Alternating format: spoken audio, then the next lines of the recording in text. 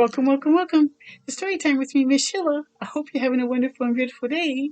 Today's story is called Sky Fishing. Have you ever heard of such a thing, sky fishing? And it looks like they're in a big city, a busy, busy city. So let's get into the story. Okay. I just think it's kind of funny, sky fishing. When we picked Grandpa up to come live with us in the city, he brought every one of his fishing poles. He had been a fisherman his entire life, so it didn't take him long to realize that, that where we lived, okay, he lived in the mountains fishing, but where they lived, there was nowhere to fish. Oh, just buildings and people and traffic. We try new hobbies in the fall. So it's like she's playing airplanes with him, making airplanes. But for Grandpa, there was nothing that could take, take in the fall and in the winter. But for Grandpa, there was nothing that could take fishing's place. Even, look at their playing chess. He's longing to be out by the water. So in the spring, we tried something else. Let's pretend, I said. And look at, they bought a fish tank with a lot of different colorful fishes.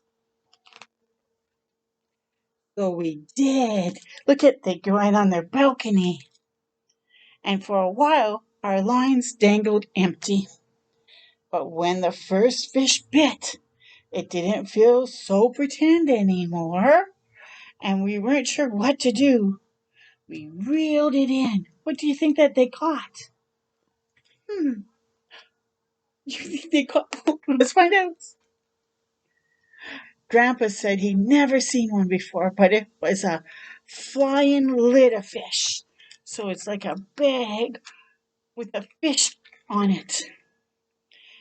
There are two rules to fishing, he told me. If you catch something, put it back. And where there's one fish, you can bet there will be more. I've never fished before, but I already was hooked. So Grandpa's teaching her how to fish, but in the city, from the balcony. The first day's haul was impressive. They caught a plant from somebody else's balcony. There were green danglers, a chime fish, which is usually on somebody else's balcony too, and a sign fish, and laundry eels, somebody's socks, and even a cold air square, an air conditioner. So they have a very good imagination.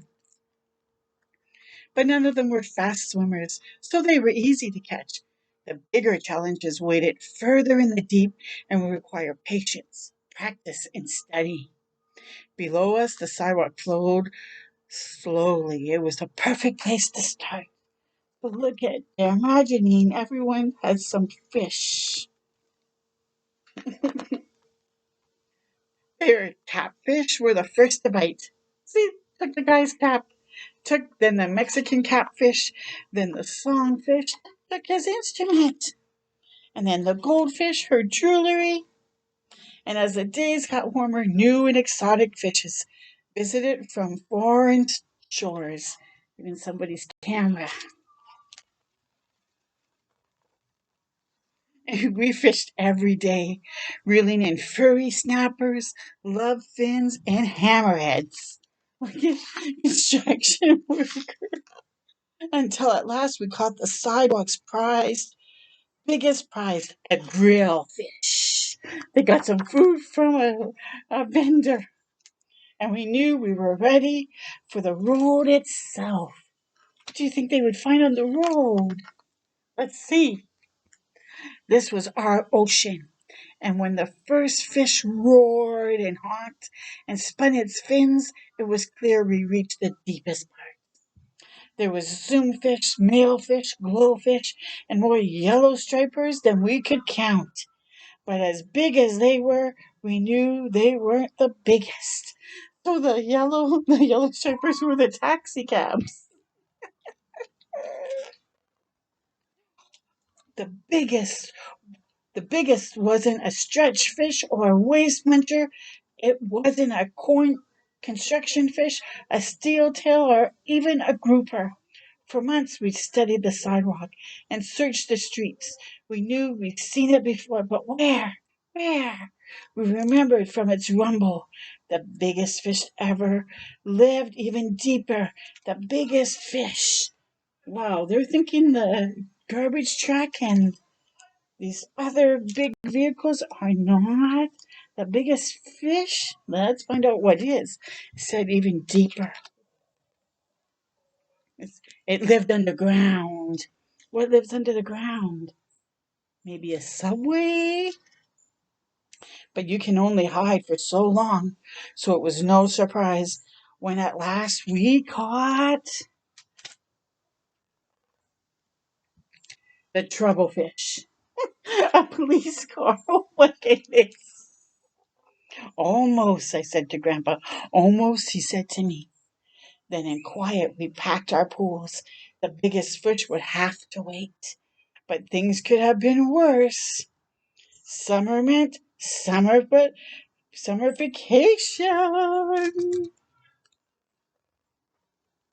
And it was time to swim. Look at that. Incredible. So beautiful how their imaginations grow, eh? Oh, and then they go back to the cottage so they can really fish. I hope you enjoyed that story, and I hope you have a great imagination like they did. Until next time with me, Sheila, keep saying it like that. Bye for now.